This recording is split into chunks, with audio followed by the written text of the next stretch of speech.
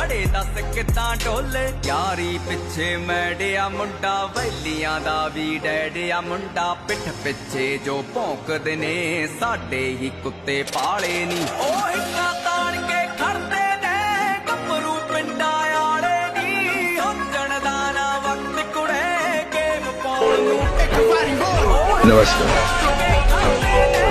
अब यहाँ के करता रहता हूँ मैं।